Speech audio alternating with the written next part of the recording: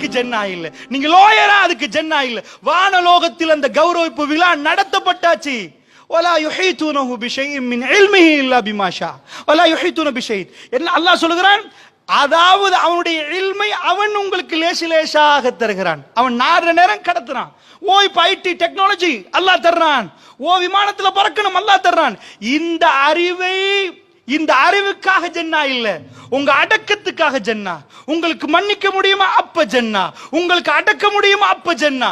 இந்த சோதனையில் அல்லாஹ் ஸ்டேஜாக கொண்டு வருவான். ஸ்டேஜ் 1 சின்ன பிரச்சனை, ஸ்டேஜ் 2 இரண்டாவது பிரச்சனை, ஸ்டேஜ் 3 பிரச்சனைகளை மெல்ல மெல்ல மெல்ல மெல்ல அல்லாஹ் ஜல்ல ஷானஹு தஆலா கூட்டுவான். கூட்டி விட்டு அந்த கல்பை சரிப்படுத்தினதுக்கு பிறகு அந்த கல்பு உடையும். அதாவது இப்போ சின்ன சின்ன விஷயத்துக்கெல்லாம் கண்ணீர் வடிச்சு துடிச்சு போகிற கல்வி ஸ்ட்ரென்த்தாக நிற்க ஆரம்பிக்கும். ஜன்னாவுக்கு குவாலிஃபைடான கல்புகள், அவர்களுக்குள்ள பயம் வராது. பயம் இருந்தால் எதுக்கு பயம்? அல்லாஹ்வுக்கு பயப்படுவார்களே தவிர சின்ன சின்ன மெட்டர்களுக்கு எல்லாம் அவர்கள் பயப்பட மாட்டார்.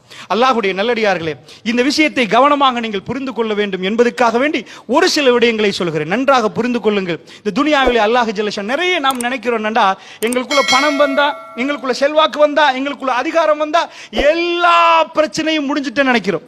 இல்லை, இந்த கல்புல யா முகல்லிபுல் குலூப் சப்பித் கல்பி அலா தீனிக, கல்புகளை பிரட்டக்கூடிய ரப்பே மார்க்கத்தின் பக்கம் கல்பை நிலைபெறச் செய்வாயாக என்று கேட்கிறோம். கல்புல தான் மேட்டர் இருக்குது. டயானா யார்? சுப்ஹானல்லாஹ். அல்லாஹ் டயானாக்கு கொடுத்த செல்வாக்கு என்ன? பெக்கிங்ஹாம் மாளிகை. அந்த பேலஸை இந்த நாட்டில் அந்த மாதிரி ஒரு பேலஸை கண்டே இருக்க மாட்டார்கள். இன்றைக்கும் அமெரிக்கா தான் பொருளாதார வல்லுனர். ஆனால் இன்றைக்கும் சொல்லுவார்கள் கேபிட்டல் ஆஃப் எக்கானமி. இந்த பொருளாதாரத்தின் அதாவது கேபிட்டல் தலைநகரம் லண்டன் என்பார்கள். லண்டன் தான் பொருளாதாரத்தின் தலைநகரம். அவர்களுக்கு கொடுத்த எலிசபெத் மகாராணியுடைய குடும்பத்துக்கு அல்லாஹ் கொடுத்த ஆட்சி எவ்வளோ? இலங்கை, இந்தியா எல்லாத்தையும் கைப்பற்றியிருந்தார்கள். சிங்களத்தில் சொல்லுவார்கள் ஹிரு நொபாசினாதிராஜ் என்பார்கள். சூரியன் மறையாத ஒரு பெரும் பலவந்தமான ஒரு சாம்ராஜ்யத்தை அல்லாஹ் கொடுத்திருந்தான். ஏன் சூரியன் மறையாது என்றால், இந்த இடத்துல சூரியன் அஸ்தமித்தால் அங்கே சூரியன் உதித்திருக்கும், அங்க சூரியன் மறைகிற நேரம் இந்த பக்கம் சூரியன் உதித்திருக்கும். அவ்வளவு பிரம்மாண்டமான ஒரு பகுதி அல்லாஹ் கொடுத்திருந்தான். அந்த வீட்டுக்கு மருமகளாக டயானா வருகிறாள். சார்ல்ஸுக்கு திருமணம் நடக்கிறது. உலகம் டயானாவை பார்த்தது, எந்த அளவு நேசித்தது. டயானாவை நேசிப்பதற்கு வேற எந்த குவாலிஃபிகேஷனும் இல்லை. டயானா அரச ஃபேமிலி. மீடியாக்கள் டயானா போகிற இடம், டயானா வருகிற இடத்தை எல்லாம் ஷூட் பண்ண ஆரம்பித்தார்கள். மீடியாக்களில் பேசினார்கள். டயானா செத்து போன பிறகு டயானா உடுத்த ஆடைகளை ஏலம் போட்டார்கள்.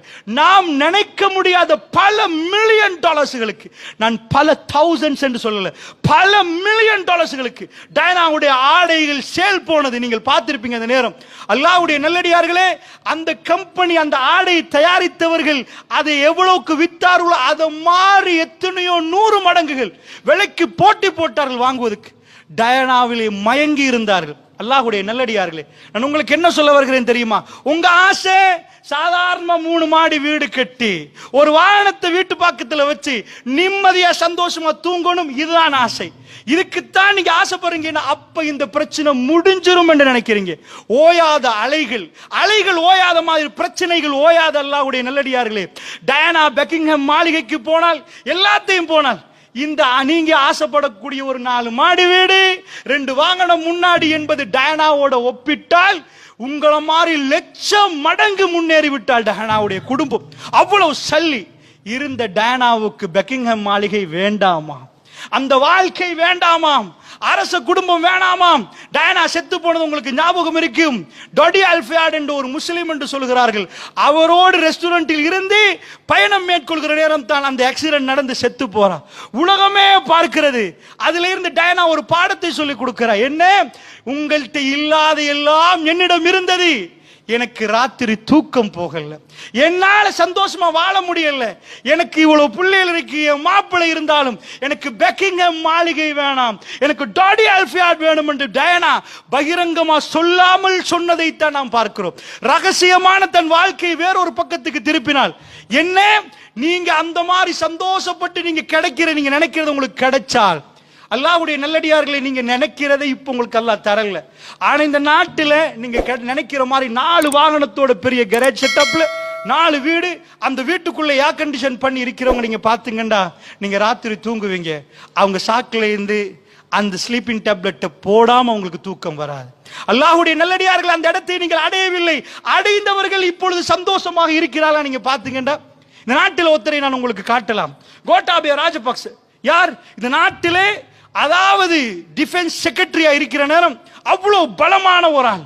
அவர் பேரை கேட்டாலே பயப்படுவாங்க.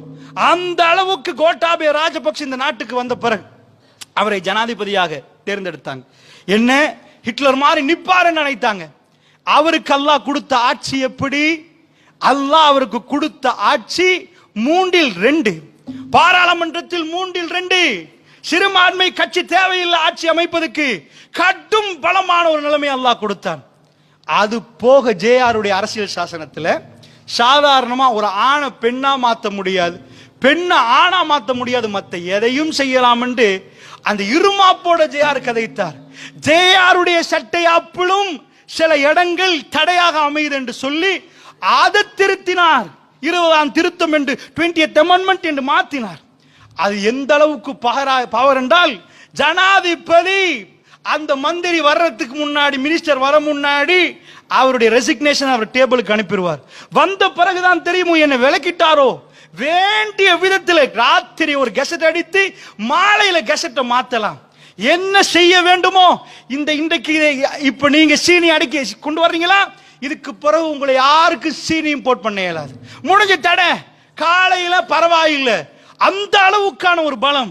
அல்லாஹ் இன்னொரு பலத்தை சேர்த்து கொடுத்தான். இந்த நாட்டில சுதந்திரம் கிடைத்தது என்று சொல்கிறார்களே, அதற்கு பிறகு எந்த ஜனாதிபதி நான் படித்த அளவுக்கு இவ்வளவு பவர் இல்லை. நானா பிரதமர், அடுத்த சகோதரர் ஃபைனான்ஸ் மினிஸ்டர், ஜனாதிபதி ஒரு ரூமுக்குள்ள உட்கார்ந்து டீயை குடிச்சு நாட்டில் என்ன நடக்கணும் என்று தீர்மானிக்கிற பலம், கேபினட்டை தாண்டி ஒரு பலத்தை அல்லாஹ் கையில கொடுத்திருந்தார். எல்லாம் பவர் என்றால் உச்ச கட்டும். இந்த நாட்டில் இந்த நாட்டு அரசியல் சாசனப்படி ஆக பெரும் பவரை அல்லாஹ் கொடுத்திருந்தான். அவங்க குடும்பத்துக்கு அத்தனையும் கொடுத்திருந்தான். எல்லாத்தையும் கொடுத்தான். 2.5 வருடம் போனது.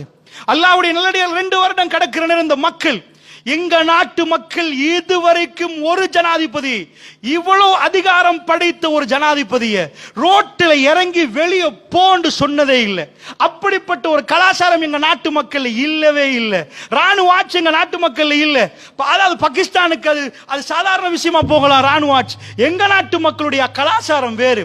இறங்கினார்கள் பாதையிலே, வெளியே போண்டார்கள். வாப்பா தன் பிள்ளையை நன்றாக வளர்த்து விட்டு ஒரு நாள் கதவை திறந்து காலால் உதைந்து கெட் அவுட் என்று சொன்னால் அந்த பிள்ளைக்கு எப்படி இருக்கும், வாப்பாவுக்கு எப்படி இருக்கும்? இந்த நாட்டு மக்கள் கெட் அவுட் என்றார்கள், வெளியே போண்டார்கள். ஆக பெரும் அதிகாரம் படைத்தவர், இந்த நாட்டு அரசியல் சாசனத்தின் உச்ச திருத்தத்தை செய்தவர்.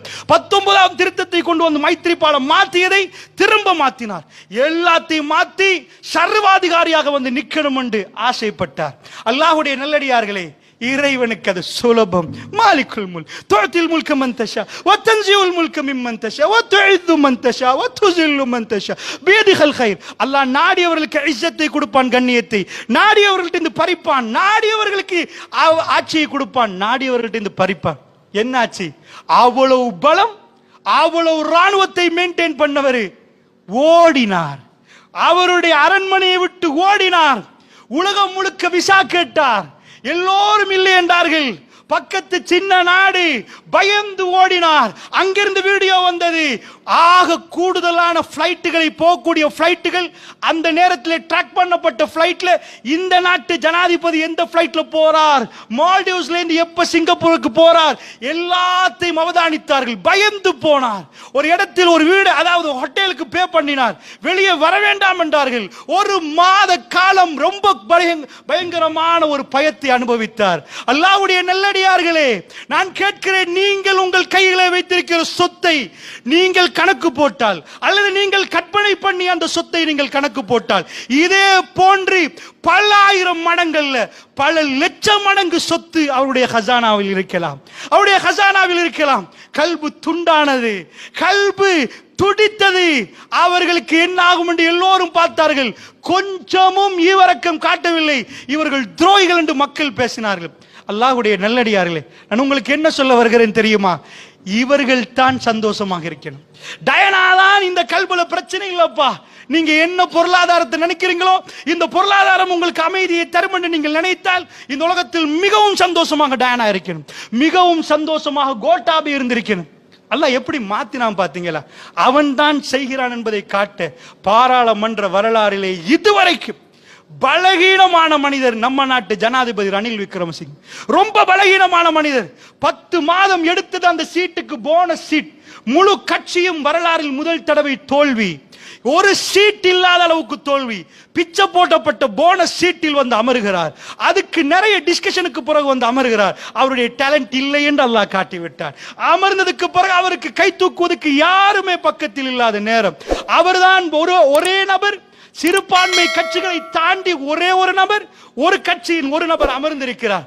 அந்த நபர் தான் பாராளுமன்ற வரலாறில் பலமான கட்சிக்கு கிடைத்த பலகீனமான ஆசனம். அந்த பலகீனமான ஆசனத்தை கொண்டு வந்து பலமான சீட்டில் இறைவன் உட்கார வைக்கிறான். பலமான மனிதனை கொண்டு போய் வீட்டிலே அடைக்கிறான். இந்த அரசியல் சாசனத்தை அப்பால் கொண்டு வந்து காட்டுகிறான்.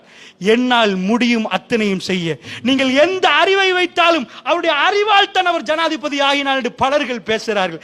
அப்படி அறிவிருந்தால் இந்த நாட்டு மக்களை ஏமாற்றுவதில் மிகவும் நல்ல ஏமாத்தி ஆகப்பெரிய வாக்கை எடுக்கலாம். அரசியல் என்பது ஒரு நாடகம். அல்லாஹ்வுடைய நல்லடியார்களே, நன்றாக அரசியல் செய்பவர்களை தவிர என்று நான் சொல்லிக் கொள்கிறேன். அல்லாஹ் அப்படி நான் பார்க்கவும் இல்லை. அல்லாஹ் அறிந்தவர். அல்லாஹ்வுடைய நல்லடியார்களே, இந்த விஷயத்தை கவனமாக புரிந்து கொள்ளுங்கள். கல்புகள் அவர்கள் ஒரு ஸ்டேஜுக்கு மேல் ஸ்டேஜ் போற நேரம் அவர்கள் நினைக்கிறார்கள் ராகத்த வாழ்வோம், பிரச்சனைகள் முடிந்து விட்டது, அலைகள் ஓயும் என்று நினைக்கிறார்கள். இல்லை, ஒரு பிரச்சனை முடிய இன்னொரு பிரச்சனை வருகிறது. அல்லாஹ் இதுக்கு பயன்படுத்தக்கூடிய வாசகம் என்னென்றா குர்ஆன்ல அஸாப். அஸாப் என்றால் அதாவது முசீபா என்ற வேர்ட். ஒரு ஈட்டி எடுத்து குறிவைத்து ஒரு இடத்துக்கு அடித்தால் சரியா போய் குறிவைத்த இடத்துக்கு அது பட்டால் அந்த படுற இடம் இதுதான் முசீபத்துகள். அஸாப் சரியா குறிவைத்து அடிப்பது. அல்லாஹ் சொல்லல உங்களுக்கு வர்ற பிரச்சனை தற்செயலா வந்துச்சு. சாதாரணமான காடு, ஒரு காட்டுல இருட்டுல ஒரு மிருகம் போகுது, யாருக்குமே தெரியல, அது அமைதியா பயணம் மேற்கொள்ளுது. நீங்க காட்டுக்கு போனீங்கன்னா ஸ்கூல் மாதிரி சத்தமா இருக்காது, ரொம்ப அமைதியா இருக்கு. காட்டுக்குள்ள ஒரு சின்ன சத்தம் மிருகங்களுக்குள்ள அசைவை ஏற்படுத்திடும். ஒவ்வொரு மிருகமும் காதை கொடுத்துட்டே இருக்கும். காடு என்பது வெரி வெரி சைலண்ட் ஏரியா. அவ்வளவு ஏண்டா அங்க எப்ப வேட்டையாடப்படும், எப்ப எது சாகும் என்பது தெரியாது. ஒரு விலங்கை இன்னொரு விலங்கை கொல்வதற்கு பார்க்கிற இடம், அந்த பயங்கர இடத்தில் இப்படியே போகிற நேரம், ஒரு மான் இப்படியே போகிற திடீரென்று வந்து குறிவைக்கப்பட்ட ஒரு ஈட்டி அல்லது ஏதாவது ஒன்று வந்து பட்டால் ஒரு மான் துடித்து திரும்பி பார்க்கும். எப்படி இது வந்துச்சு மனிதனுக்கு அல்லாஹ் சொல்லுகிறான். இப்படியே சந்தோஷமா சிரிச்சு மகிழ்ந்திருக்கிற நேரம், திடீரென்று பயணம் மேற்கொள்கிற நேரம் ஒரு ஈட்டி வர்ற மாதிரி ஒரு பிரச்சனை உங்களை வந்து நோக்கி அடிக்கும். எங்கால இது வந்துச்சு நீங்க துடிப்பீங்க. காலையில நீங்க சிரிச்சு சந்தோஷமா உங்க பிள்ளைக்கு முத்த கொடுத்துட்டு மோந்துட்டு போயிருப்பீங்க. மாலையில ஐசியூல பிள்ளைய நீங்க பார்க்கலாம். அல்லாஹ்வுடைய நல்லடியார், உங்க பக்கத்து ஊர்ல ஒரு சின்ன குழந்தை, எனக்கு இன்றைக்கும் பிரச்சனை, அதாவது மௌத்தான செய்தி பல ஆண்டுகளுக்கு முன்னாடி வந்துச்சு. நான் நினைக்கிறேன் அட்டாளச்சேன். காரை திறந்து உள்ள போய் காருக்குள்ள நாடே பேசியது, மீடியாக்கள் பேசியது. குழந்தைய ஊரெல்லாம் தேடினார்கள். குழந்தைக்கு என்ன ஆச்சுன்னு தெரியல. கடைசியில் பல மணித்தியாலங்களுக்கு பிறகு காரை திறந்து பார்த்தால் புள்ள மௌத்து. அல்லாஹ்வுடைய நல்லடியார்கள், அல்லாஹ் அந்த அஜலை அப்படி வைத்திருக்கிறான். எது எப்ப எப்படி நடக்கும் என்று தெரியாது. அல்லாஹ் சொல்லுகிற வாசகம், நீங்க அப்படி பயணம் மேற்கொண்டுட்டே இருப்பீங்க, பிரச்சனை இல்ல, அமைதியான நேரம், மெல்ல மெல்ல கவனமா கால வைப்பீங்க. ஒரு பிரச்சனை உங்களை வந்து தாக்கினோம், நீங்க துடிப்பீங்க. எங்க இருந்து வந்துச்சு, என்னாச்சு, எனக்கு என்னாச்சு. திரும்ப நீங்கள் அதை சமாளித்து போனால் திரும்ப ஒரு பிரச்சனை வரும். துனியா பிரச்சனைக்குரிய இடம், துனியா கல்புகள் உடையக்கூடிய இடம். அப்படி என்றால் இந்த பிரச்சனை இல்லாமல் ஆகுமான்னு கேட்டீங்கன்னா இல்லை. இதான் அடுத்த ஆன்சர். ஐரோப்பா என்ன நடக்குதுன்னா, இல்லப்பா 10 கோடி 100 கோடியானா இல்லை பிரச்சனை முடிச்சு, 1000 கோடியான பிரச்சனை முடிந்து. அதையும் சொல்கிறேன், நீங்க கையில வச்சிருக்கக்கூடிய ஸ்மார்ட் போன், ஆப்பிள் போன், போனை தாண்டிய ஒரு போன், சாதாரணமான ஸ்மார்ட் போன், ஆப்பிள் போனை வச்சா பெரிய ஆள் போல, பெரிய பிசினஸ்மேன், ஆப்பிள் போன் காட்டி கொடுக்கும். ஆப்பிள் கம்பெனியுடைய நிறுவனர் 2011ஆம் ஆண்டு இறந்து போனார். அவர் இறக்கும் நேரம் அவருடைய கம்பெனியுடைய சொத்து சொத்து மதிப்பீடு கன்வெர்ட் பண்ணுகிறோம் ஸ்ரீலங்கன் ரூபீஸுக்கு 38,000 பில்லியன் ரூபீஸ், 38,000 பில்லியன் ரூபாய்கள் அவருடைய சொத்து. ஜஸ்ட் 56 வயதில் அவர் இறந்து போறார். எனக்கு நன்றாக ஞாபகம், அன்றைக்கு நான் ஒரு ஜனாசாவுக்கு போறேன், 90+ நினைக்கிறேன். அதாவது ஒரு சாதாரண ஒரு ஆள், அதாவது 4 வீடுகளுக்கு ஒரு பப்ளிக் டாய்லெட் வச்சிருப்பாங்க. கொழும்புகள் இருக்கு 4 வீட்டுக்கு ஒரு டாய்லெட் வச்சிருப்பாங்க. வீட்டுக்குள்ள டாய்லெட் இப்ப இருக்கிற மாதிரி அப்ப இருக்கல. அந்த டாய்லெட்டுக்கு போற ஒரு ஆள் 2011ஆம் ஆண்டு அவன் சாகிற நேரம் இவர் இறந்து போகிறார். அல்லாஹ் எனக்கு ஒரு கேள்வி கேட்ட மாதிரி இருந்துச்சு. 56 வயது ஸ்டீவ் ஜாப்ஸை பத்தி ஒவ்வொரு ஆண்டும் மீடியாக்களுடைய போட்டோ எடுத்து போடுவாங்க. ஒரு ஆண்டுக்கு பிறகு மெல்ல மெலிந்து கருப்பு ஹைநெக் டிஷர்ட் போடுவார். ஒரே டிஷர்ட் போட்டு தான் அந்த மாதிரி ஒரு இதுல தான் ஒரு ஆப்பிள் போனை காட்டுவார். ஒவ்வொரு ஆண்டும் டிஃபரெண்ட் வெர்ஷனை காட்டுவார். மீடியா அதை விட பேசியது அவருடைய போட்டோவை எடுத்து. அவருக்கு பெரிய ஒரு நோய் தொடர்ந்து ஒவ்வொரு ஆண்டுகளாக காட்டிக்கொண்டே போனார்கள். வர வர வர நோயால் பாதிக்கப்படுகிறார். கேன்சர் வேர்ல்ட்ல உள்ள ஆகப்பெரிய ஸ்பெஷலிஸ்ட் டாக்டர் அவருக்கு விலைக்கு வாங்கலாம். ஆகப்பெரிய சாதாரண மகாரகமையில் உள்ள கேன்சர் ஹாஸ்பிட்டல் மாதிரி இல்ல, வேர்ல்ட்ல உள்ள ஃபர்ஸ்ட் கிளாஸ் கேன்சருக்குரிய ட்ரீட்மெண்ட் அவருக்கு செய்யலாம். சாதாரணமா அவர்கள், நீங்க என்ன தண்ணி குடிப்பீங்க, நீங்க கொஞ்சம் இந்த மினரல் வாட்டர் குடிச்சா கூட அவர் அது இல்ல, வேர்ல்ட்ல ஃபர்ஸ்ட் கிளாஸ் ஃப்ரெஷ் வாட்டர். அந்த தண்ணியில ஒரு வைரஸ் பாக்டீரியா கலக்காத அப்படிப்பட்டது. சாதாரண ஒரு 5 ஸ்டாருக்கு இறங்கினா கொஞ்சம் வாகனம் முன்னாடி போனா கூட எடுத்து கொடைய வந்து பிடிப்பாங்க. வெயில்ல காயக்கூடாது, மழையில நனையக்கூடாது. அதுக்குள்ள உள்ள ஆக ஃப்ரெஷ்ஷான ஐட்டத்தை இப்ப பறிச்சு இப்ப போட்டு சாப்பாடு கொடுப்பாங்க. அப்படி சாப்பிட்டவருக்கு எப்படி கேன்சர்? ரோட்டில் 70 வருஷமா வாழக்கூடியவருக்கு ஒரு கோவிடால கூட பாதிப்பு இல்லாத அளவுக்கு இப்படி அல்லாஹ் அப்படி மாத்தி கொடுப்பான். 56 இவ்வளவு சொத்து. இந்த சொத்தோட கணக்கு உங்களுக்கு சொன்னா புரியும். இன்றைக்கு நம்ம நாடு அங்கலாய்க்குது. 2500-3000 பில்லியன் தாண்டி போக முடியல. எங்க நாட்டுடைய பட்ஜெட் 2500 முதல் 4000 பில்லியன் இப்ப வரைக்கும். உட்கார்ந்து 2 கோடி 10 லட்சம் மக்களுக்கு இவங்க போடுற பட்ஜெட் எவ்வளவு? 2500 பில்லியன் to 4000 பில்லியன். சாதாரணமாக 2011 ஸ்டீவ் ஜாப்ஸ் சாகிற நேரம் அவருடைய சொத்து மட்டும், அந்த கம்பெனி சொத்துடைய மதிப்பீடு 38,000 பில்லியன். நம்ம நாட்டில் 10-11 ஆண்டுகளுக்கு 2 கோடி 10 லட்சம் பேருக்கு பட்ஜெட் போடுற சொத்து. 56 வயது, அவரால் வாழ முடியல. அல்லாஹ்வுடைய நல்லடியார்களே, பல ஆண்டுகள் இந்த நோய் அவருடைய கல்பை உடைத்திருக்கும். நீங்க நான் நினைத்தும் பார்க்க முடியாத சொத்துக்கு சொந்தக்கார். அவர் நிம்மதியாக தூங்கிருப்பார் நினைக்கிறீங்களா? சந்தோஷமாக தூங்கிருப்பார் நினைக்கிறீங்களா? அந்த வேதனைகள் என்ன இந்த துனியாவில் நடக்குது? இந்த துனியாவிலே இந்த பொருளாதாரம் தான் இதற்கு முடிவு என்றால், இந்த பிரச்சனைகள் எல்லாம் பொருளாதாரத்தால் முடிந்து விடும் என்றால், அல்லாஹ்வுடைய நல்லடியார்களே, ஸ்டீவ் ஜாப்ஸுக்கு அது முடிந்திருக்க வேண்டும். அப்படி என்றால் ஒரு விஷயத்தை நான் உங்களுக்கு புரிவதற்காக வேண்டி சொல்கிறேன். இதற்குரிய தீர்வு இந்த கல்வி ஸ்ட்ரென்த் ஆகணும். எதனாலும் அதிகாரத்தாலே இயலாதுன்னு நான் உங்களுக்கு காட்டிட்டேன். கோட்டாபே ஆணவத்தாலே இயலாது, பணத்தாலே இயலாது, செல்வாக்காலே இயலாது. டயனாவை நான் காட்டிட்டேன் உங்களுக்கு.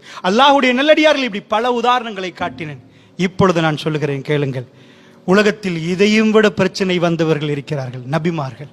இதுவெல்லாம் என்ன பிரச்சனை? இவர்கள் சோர்ந்து போனார்கள், இவர்கள் நொந்து போனார்கள், கண்ணீரோடு கண்ணுடைய வாழ்க்கையை கடைசியை முடித்தார்கள். என்னமோ ஒரு டேஸ்ட் என்று நினைத்தேன், வந்து பார்த்தால் காணல் நீர். இங்கெல்லப்பா அங்கண்டு காட்டினார். அங்க போய் பார்த்தார், அங்கேயுமே அந்த சந்தோஷம் இல்லை. அங்க போய் பார்த்தார், அங்கேயுமே அந்த சந்தோஷம் இல்லை. ஏமாந்தார்கள். ஆனால் இந்த உலகத்தில் ஆக பயங்கரமாக சோதிக்கப்பட்டவர்கள் நபிமார்கள். அவர்களுடைய வாழ்க்கையை நீங்கள் திரும்பி பார்த்தால் அவர்கள் இப்படி துடிக்கவே இல்லை. பிரச்சனைக்கு மேல் பிரச்சனை.